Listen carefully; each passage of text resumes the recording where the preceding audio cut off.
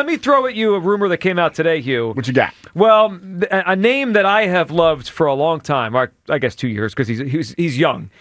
But according to Ken Rosenthal, I don't even know what they're called now. Sacramento A's. What are the A's called? Where do they play baseball? Sacramento? On ESPN, it just says The Athletic. All right, whatever. The Athletics. According to Ken Rosenthal of The Athletic, no pun intended here, the A's, a year ago, he was untouchable. To this point, I'm reading from the column, the A's messaging this season has been, we're not talking about him.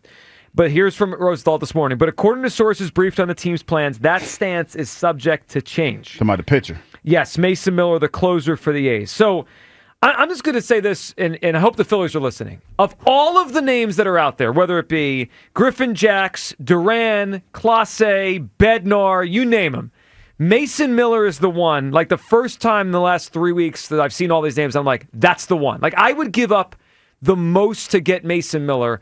I think he is awesome, first of all. 2, he's young and he's under team control. You get Mason Miller for 4 more years on top of what he has. Like he just came up last year. Mm-hmm. So he could be the long-term closer. And I think his stuff is just on a different level. Now, you look at some of his numbers and his ERA, it's not what you want it to be. He had one bad outing in April that has kind of thrown off his whole season. Other than that, he has dominated. I love Mason Miller. Like if you're telling me there's one relief pitcher that I would give up a ton for, with that, I wouldn't even blink. It is Mason Miller. I think he has got the chance to be a difference maker. Now, in the article, it says, which teams might tempt the A's? And here's what it says. The Philadelphia Phillies, who reached an agreement with Sunday with free agent David Robertson, probably would be number 1 on the list. He also mentions the Los Angeles Dodgers and the New York Yankees. So, I mean, obviously, we're talking about the teams that are trying to go win a World Series this year, and I don't want him on the Dodgers. Hugh, Mason Miller's a guy that came up last year. We talked about him. A lot. And then a few weeks ago, it seemed like the A's were saying they weren't interested in trading him. Now I'm getting the sense from this that if a team's willing to be desperate and willing to trade a lot, they're willing to listen. I would love Mason Miller. 26. How much are you willing to give up, Joe? Because that's the question.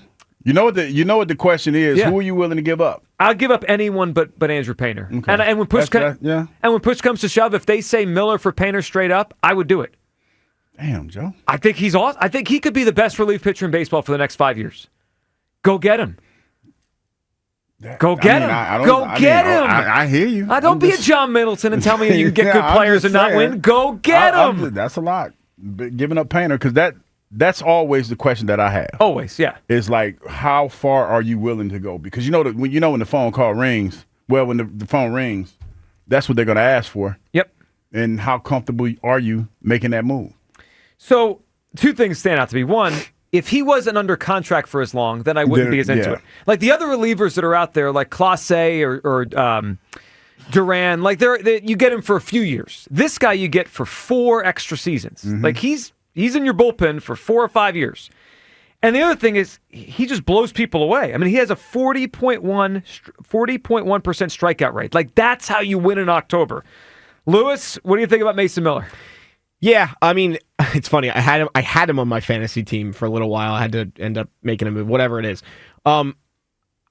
He's great. I know he has a little bit, we were talking about this also before the show, a little bit more of a down year this year compared to last year. I do like the 4 years of control.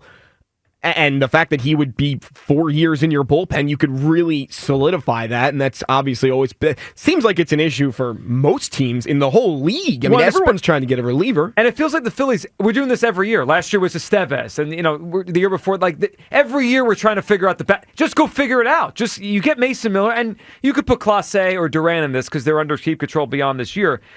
But you don't have to play this game anymore. You have it locked in. And here's my other question, too. And I was excited about this draft pick, Gage Woods. What do you think? Where do you think he falls? He's 21, 22. Yep. He played 3 years of college ball. So in theory, he could actually come right up to the MLB. If you get Mason Miller and Gage Woods is in the system, is it okay if Painter goes? Would you make Gage Woods a starter? I know maybe you had mentioned before the show, do you make Mason Miller a starter? Yep. Like, what do you think that situation looks like? Well, it gives you options. I mean, you drafted the kid that you mentioned from last week as a starter, and there's been talk in the past that maybe Mason Miller goes back to being a starter. He was one when he was drafted. Most of these guys are, and then they become relievers. I don't know, or you could build a super bullpen. I mean, you could do that too. So it just gives you options. I I love Mason Miller. He's probably my favorite relief pitcher in baseball. It reminds me of when Papelbon was young with the Red Sox, when Josh Hader was young with the Brewers. Like, I think this is going to be the guy in baseball for the next 5 years. I would give up a ton for him. Now, Hugh, I would try to say no to Andrew Painter, but that might be what it takes. Yeah, and that's what teams are going to ask. Of course, they're going to ask for that. Because you talk about a pitcher that caliber, you're going to have to give up a lot to get him. So that's where it kind of always starts with me, because you're leveraging your future for now. Yep. And Painter's the future, but with this other guy, Mason Miller, looks like he fits right into that wheelhouse, and you have control for him for 4 years. But man, if I could do it without giving up Painter, I'd be no-brainer. Does this start to impact a little bit that Painter's not pitching well? Like, I'm not saying I'm not out on Andrew Painter, and I still think he's going to be tremendous pitcher. Doesn't feel like it.